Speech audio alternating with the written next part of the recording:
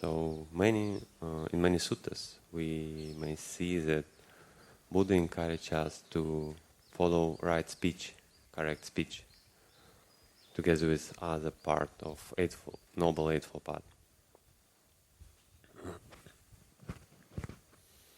But what is right speech? It's very interesting. And why it is important for us as a Buddhist disciples to follow right speech, to try to speak and also receive a speech properly, righteously. So, in Anguttara Nikaya, Sutta number 3.67, Kathāvatthu Sutta, this sutta speak about the people who not fit to be talked to, and opposite, people with whom we need to speak more often. So, also we need to remember that if according to this sutta we find someone who speak not according to proper speech, it's not a reason to come to him and say, you don't speak according to Buddha's teaching, you are wrong, I'm right. So it would be opposite what Buddha's advise us. This sutta gives us a list, and this list we need to check firstly ourselves. Do we follow this? Do we follow right speech? And also when we choose our noble friends, because Buddha encouraged to associate with some Kalyanamitta, with some good spiritual companions. And before choosing them, we need to associate with them a little bit, to be aware what behavior these people have, how they behave in speech, how they behave in body and mind. So, and then decide, okay, I would like to associate with this person more closely. Or even teacher. When I choose, there is several teachers, I may observe him first, what he doing in this situation, in that situation, how he behave, and only then I choose, I like to follow this teacher or like to follow another teacher. Yeah. So first Buddha speak about different types of question. So from the sutta we know that there is 4 kinds of questions, and one question what need to be answered directly. Another question what need to be answered analytically. We need to analyze the question. And third question it's what need to be answered in back question, something like this. Like someone asks you a question, you need to ask a question what do you mean exactly? And the last type of question, it's a question what need to be put aside. No need to be answered at all. So a commentary give examples, as usual. Commentary do examples of this kind of questions. So the direct question, it's a kind of question someone come to you and ask, is the I impermanent? And the direct answer need to be yes, the I is impermanent. The question what need to be it's a question is the impermanent the I? And the answer may be not only I, the impermanent, ear, nose, body, as well impermanent. And the example of the question would need to be with contra question in return. It's is the eye and ear the same nature? And you may ask the question in return, to what respect? What do you mean exactly?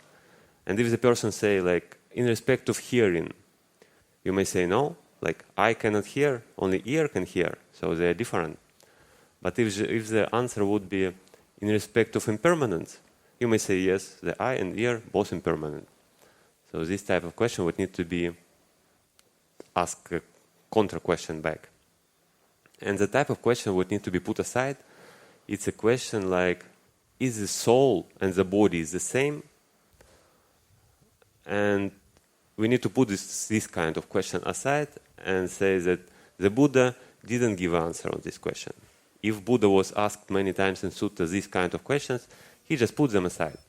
Because the Buddha's teaching, it's all about practice. It's all about our experience, what we may experience here and now. It's not about theory or some kind of philosophy, So it's a practical teaching. So, and come back to the people who not fit to speak or fit to speak. It's people who don't follow this kind of 4 types of question. If for one type of question what needs to be put aside, he give a direct question, for example, or he try to analyze this. Oh, like body is like this, and soul is like this, and like we may say like this. So we may see that this person not fit to be speak with, to be associated with. Another category of people, what the Buddha speak, it's the people who know what is their position or what is position of an opponent. So this group of people, it's more belonging to debates or open public question and answer. You know, in ancient India, maybe now as well, it's a very common practice when spiritual teachers or spiritual people, they openly have some discussion with a person from other religion or other sects, and they discuss some interesting and like maybe controversy points. And at least that time, it was very important to win this kind of debates, because a lot of examples, even in Sutta, we can see. If, like, for example, in Sutta, we can see Buddha, usually he wins all these kind of debates. And most of the disciples of the teacher, they just come and become a disciple of the Buddha. So that's why to win this kind of debates was very important for ancient India, as well maybe now. That's why people who cannot really win these debates in terms of Dhamma knowledge or in terms of understanding, they try to win this kind of debates by some tricks. Try to evade, try to like do some dirty things, you know, not really by the knowledge, but just some kind of tricks. So, and this kind of people, what in this sutta mentioned, it's related to that kind of debates. So, one type, the person don't follow his position and don't follow opposite position. So it means, for example, I have one view, another person have another view. And in the speech, I feel that all my arguments was beaten. I cannot say anything else, okay, I'm beaten. But I don't want to admit it. I have a pride, yeah, like I don't want it. And I may change my position. I may say, oh yeah, I mean this actually. But like with the idea to not admit my fault, but with the idea to still be like equal or these kind of things. So again, nothing wrong in admitting my faults. If I feel, okay, my position, I have a wrong view, for example, and during the discussion, my view become pure or right. It's nothing wrong to admit it, to say, okay, thank you, it's a good food for reflection, now I will think about this. But another way to say, like, to do this kind of evasive things just out of winning the argument. So the Buddha encourages us to be honest when we discuss something. Another like category of people, it's someone who not follow his stratagem. So, for example, again, in debates, by bodily gesture or by some signs, I may show that I want to ask a question. You know, like do something like some sign before asking a question or tell something, and other person feel it, he may say, okay, please speak whatever you like to speak. But I don't follow my plan out of make him confused, because I feel I'm not really solid in my arguments. I need to make him confused. That's I may have a chance to really win. So this kind of people, it's visible, and Buddha encourages us don't be such kind of people.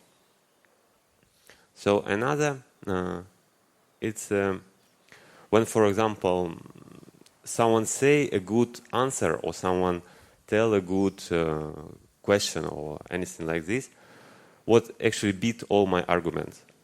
And to not admitting it, I tell something, oh, it's a very good question, very good answer. Where you learn this kind of answer? So, again, my intention is here to hide my loose, you know. Okay, and the last type of people in this section is people who don't follow the proper procedure. Like, for example, we all come here to collect some dana as a monks, yeah, and we come and sit and give some adumodana chanting or something like this. And if someone in this occasion come and ask, "Oh, Bhante, please, can you explain dependent origination to me?" Or some difficult question ask, like, it's just not proper time for ask this kind of questions. So again, like Buddha encouraged us to know the proper time when we need to speak, when we need to be silent and listen. Also, the people who try to discourage other person or mock him or get fun of him from evil intention or find the faults. Like we see a lot of examples when people speak, they not really try to find out the truth, find out something beneficial, inspiring, but they see for faults. And really, when they see, I mean, it's easy to find faults when you want to find faults. It's just very simple. And when the person sees the faults, he just take it and use it as like to bring person down. So don't really care what person speaks, try to understand the meaning, but just find the faults. So this is also kind of people what unsuitable for speak, unsuitable for association. And yeah, and the last category, maybe people who don't actually answer or don't follow the topic what they've been asked. And again, commentary gives some example that some senior monks ask a junior monk, like, "Friend, we heard that you made some offense, you made some mistake. Please explain us what was happening in that situation." And he say, "Oh yes, Bhante, I was in that big city and there was a so beautiful city and there is a lot of trees, a lot of beautiful gardens." And they ask him, "Friends, we don't ask you about where you was and like how it's beautiful. Please tell us about your offense." And he said, "Oh, Bhante, you know, when I was there, I ate some fish, and fish was very bad. I feel some indigestions." And they ask, "Friends, we don't ask you about your digestions. We ask about your offense." So and so on. So this kind of evasive speech or speech totally irrelevant to the topic, it's also an improper behavior in terms of right speech. And interesting, like in the end of the sutta, Buddha asks, like, what is the reason and what is the purpose of any conversation, any speech, any like advices or any interaction between people? He asks, like, what is the purpose? And from his point of view, the purpose is to help us to attain the final goal, to help us to be close to Nibbāna, to help us to get some inspiration, get some motivation, to try to practice.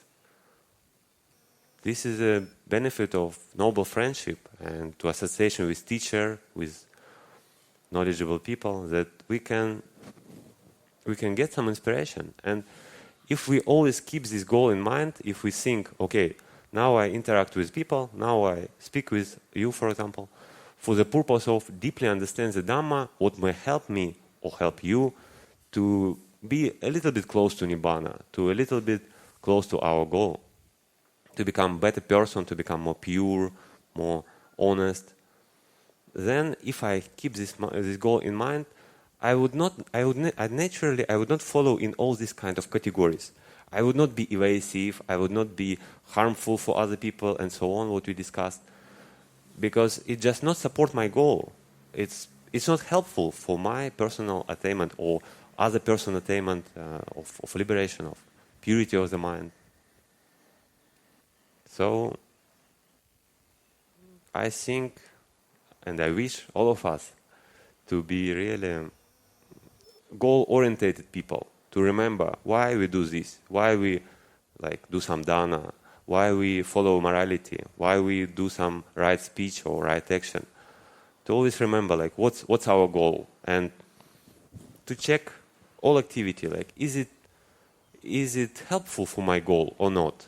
Like, any activity, I think, need to be checked in this respect. So, and again, I wish all of us to remember of our goal.